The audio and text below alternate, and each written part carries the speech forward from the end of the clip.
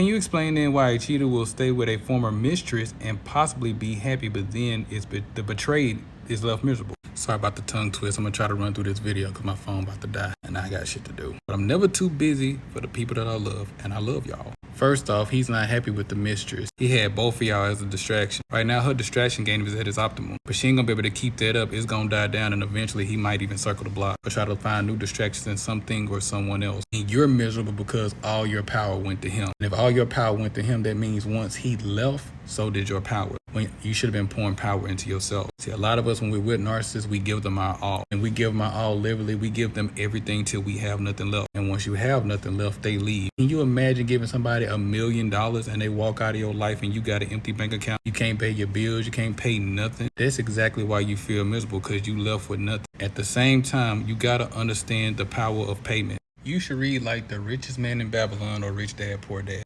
Anybody who know anything about money will understand that it's important to pay yourself first before anything. And if you're at a point where you can't pay yourself first because all your bills is high, that means you're living above your means. Paying yourself is actually the first rule of getting rich. And right now, instead of paying yourself first in this relationship, everything you gave was towards him. See, it's weird when your significant other treats you like a job. Anybody that's working a job right now just over broke, the moment you die, your body is not even gonna get cold and they're gonna already be trying to call for your replacement. But if you decide to leave them, they want a 2 weeks notice. If they want to fire you, they're gonna tell you today. And that's how a lot of our significant others treat us, believe it or not. But the beautiful thing is you don't have to stay miserable, because you can start supplying that power within yourself. You can literally start pouring into yourself. You can start becoming love so you can attract the right amount of love. Because giving somebody your all and not giving yourself nothing, you didn't love him either. Sometimes you got to better yourself for other people. And if he didn't want you to better yourself for him and not do nothing better for yourself and just give all the powers to him, that's nothing but an attachment. That's a leech just sucking the blood out of you every which way around. You're miserable because you're drained. You feel like you ain't got no more life left in you.